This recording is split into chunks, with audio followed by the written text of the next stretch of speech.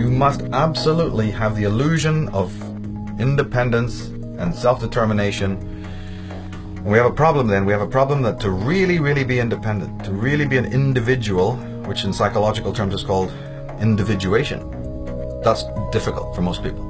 It's kind of tough. Requires work. Requires, to think and act in moral ways, and that's just too much trouble. I wish there was a halfway, stage. So the media goes, well, there is. We'll sell you the fashion of independence. You can buy into this. You can be a goth, a punk, you can be straight, you can be gay, you can be macho. We'll sell you all sorts of images to decorate your inauthentic life. And that will pacify you, because there is a voice that's kind of screaming inside of you that you're not living an authentic life. We know that. We know that's a tough voice to live with. But you also can't really do anything about it because, you're lazy and you're weak. And you realize what you would have to sacrifice or lose if you really took the true moral way. The way of selfhood and the way of finding out who and what you are. We know that's difficult for you. So what we'll do is we'll manifest a bunch of simulacras. We have a whole industry creating false personas. But if you buy into that, and it's very easy to do that. I mean, it's just a matter of going down to the hairdresser and coloring your hair pink and wearing a couple of earrings and get a few tattoos and, having a big t-shirt with anarchy written on it. But you're the last person who even understands what true freedom and anarchy is. But don't worry about that. Well, the world is full of those kinds of people, isn't it? But do you see it as being any more free? If that was ever going to solve the world's problems, what happened in the 1960s when everybody was free, quote unquote? Where's the love now? Did it stop wars? Did it stop evil men ruling the world? Did it stop genocide? Did it stop the mutilation of animals and abattoirs? Tell me what one thing that the hippie movement or the punk movement of the 1970s achieved. Well, I'll tell you what they achieved. The leaders of the punk movement are living like pashas and maharajas in $1 million houses over there in Bel Air and also in Los Angeles. Billy Idol has a fleet of Harley Davidsons. That's what happened. That's what happened. But they're wearing a hammer and sickle. We're for the people, peace and love, CND, all that shit. Utter nonsense. Utter nonsense. Maybe the man from within who's completely incognito, who's working within the system, suit and tie, would never even pass them by on the street. Maybe those people will do more damage to the evil status quo than all those hordes screaming for reform, Because it's not just a mass of people label reading, running away into these inauthentic models. It's a small group of educated people, dedicated, passionate, absolutely zero tolerance for the lie, who are from all walks of life, who have spiritually, most importantly, that they are spiritually adept, that they understand what knowledge is. They have reverence for knowledge. They're not just trying to gain knowledge. Any idiot can do that. Gaining knowledge, well, God, the schools are full of it. No. It's a matter of loving knowledge. That's a big difference. Loving knowledge, understanding what knowledge is a whole different thing than gaining knowledge. So there's these fine lines in all of this, very fine lines.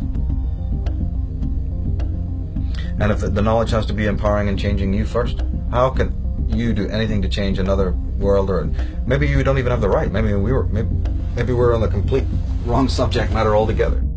How does anyone even think that they have a right to involve themselves in the life or the lifestyle of anyone else? If you really think about that, you'll find it's pretty preposterous. But at the same time, you do have the right to fix your own life. That, at least, we know is an absolute. You have the absolute right to work on your life. You have the right to make any of the choices that you want to make. So then my work sort of really focuses on that and doesn't stray from that. If it is true that the Illuminati, the child molesting priests, the Templars, and all of these people, what would we think if it is proven or found out that each and every one of these people has the perfect right to do what they are doing, and that you in fact have really no right to tell them or anyone else what to do? What happens if that turns out to be the spiritual law, and that the only thing that you have the right to do is to change your own life regardless of what anybody else is doing? Well, then we have a problem, because the whole world is running around doing exactly the opposite. Everyone's running around fixing all of these other people and waving placards and getting reforms and getting to change this and do that, or we'll lock you up, and society will go through these cycles in which you have a little bit of good, a little bit of bad, a little bit of dark, a little bit of light. And yet the real work is about you taking care of your own house, your own garden. And if everybody did that, unseen forces would come to aid. Man would, like Vernon Howard said, we can accept that God can become man to save man, but we can't accept that man can become God to save himself. It's one of the most powerful statements I've ever heard. And so what is that dependency in human beings that makes them refute that? We know that everyone listening to the sound of my voice is going to refute that. No, it's Jesus who's meant to do it. Muhammad, Allah, what are you talking? Oh, that's all that humanist stuff. Man being his own God. Oh, satanic evil. So we already know that, that's not a common held theory. But wait a minute. What then is the motive that makes people refute that statement? Before we get into what they're into, you're a Christian. Why would you feel motivated to not accept that man is his own savior? I'm very interested in that.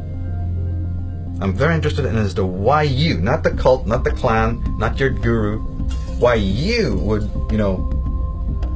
have a problem with that. What's in your psychology that has made you in the 20 years of your life, or the 25 years of life, or the 40 years of your life, not have enough brain cells to realize, my God, that's the bottom line. Because in my opinion, if you don't accept that, you are an unsane person. You're not insane, you're unsane. You're toxic, and you need to be quarantined or something. That's really the long and short of it, in my opinion. Then I want to get the crucifix out. As soon as I hear that somebody is, thinking that another authority, another person, has the rights over their mental and emotional and attitudinal and psychic life, I'm worried about that person. Because I know that person has got some very serious psychological and existential problems. Right off the bat. Right off the bat. Then that person is going to be, a herd. Part of some herd, or will be a controller of a herd, or will be manipulated by the herd, or whatever you want to call it. But that person is not going to end ever. You're never going to find that person, in doing good in the world, real necessary good at all. It's just a contradiction in terms. It's impossible. They may be sold the illusion or the delusion that they're doing wonderful work because they give to Live Aid or the next stupid charity that pops up out of the woodwork. They were there. Great, you were there, yeah. Well, we had Live Aid, didn't we? When was that? 1982 or something? Did the world get any better? No, all that happened is Bono and Geldof got on their best clothes one day and walked off down there to Buckingham Palace, got on their bony knees and said, thank you, Mom, for their little award. Okay, that's what happened. And their kids will go to good schools and they will have, $1 million hotels and they'll have the best time of it. Because they're sellouts. They're people who sold out or were already working for this cult of Dionysus, people's champions, in order to lead you away, just like in the Monty Python Meaning of Life. Follow Andre, the waiter. He's got something to show you, so you go up down some streets, over here, up some alleyways, come on, through a bunch of parks, take you on a 15-minute tour nearly there now. to show you something. See that? It leaves you up in an empty field. Much of a philosophy, I know. Fuck you. And then gets angry with you. Fuck off. You don't think it's very much. Don't come following me. Yeah. So keep on following Andre. That's what every guru, every priest, every politician is telling you. So tomorrow, every scientist, you're going to have it tomorrow. You're going to have it tomorrow. You can't have it today. Because we don't live in the now. We live in tomorrow's world. Tomorrow doesn't even their own science proves tomorrow doesn't exist, but they're going to tell you it all exists in tomorrow. So the fundamental line is discover that there's a hidden hand, mind controlling the world, operating to keep you down. Understand that you are a participant in that because you are allowing those hooks into your flesh. I've said it many times, and I said it recently, said it last year. You must distinguish the difference between saying, have I been sold a lie? And the difference between, yeah, but have I bought a lie? Because there's all the difference in the world attitudinally between those two statements. You are being sold a lie. But that's the perfect right of that salesman to sell you a lie. The universal force doesn't care about that. Universal force's judgment, field is not really operating on that frequency at all. The judgment field, the whole spiritual ball of wax begins based on whether or not you bought that lie. That's the clause, that's the nuance, that's the difference.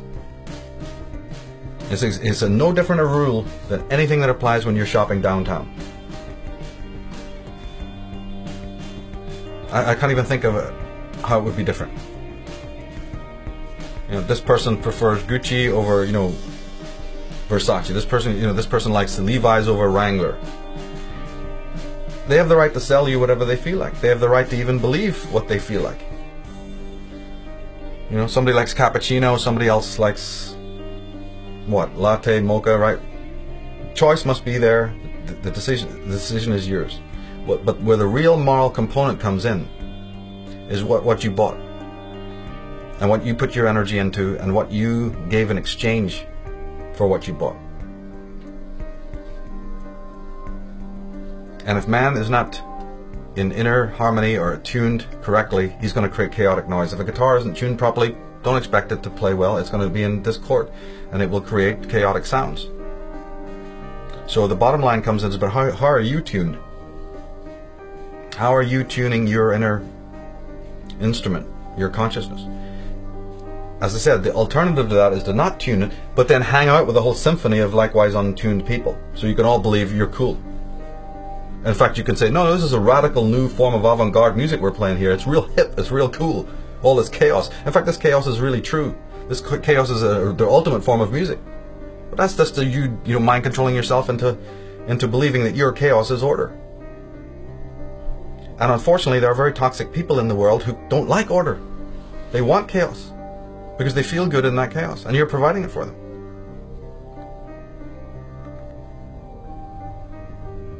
No human being who is in their center can be hypnotized.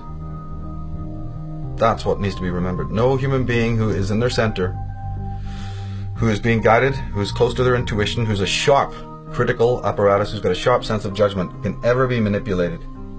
Not for any permanent or lasting length of time. You know, they can be diluted temporarily perhaps, but you know, it's like a muscle you have to keep on working on, a muscle you have to keep on sharpening, like anything.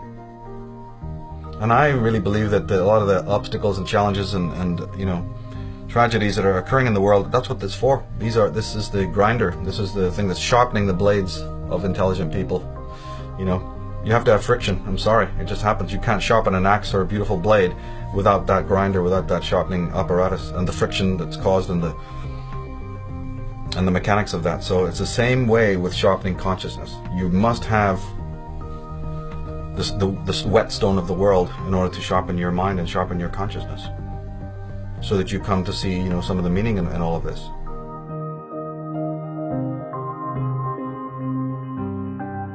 And it's ultimately a discovery of your own self. It's not about a discovery of society or other people. All of it is a discovery of who and what you are, ultimately.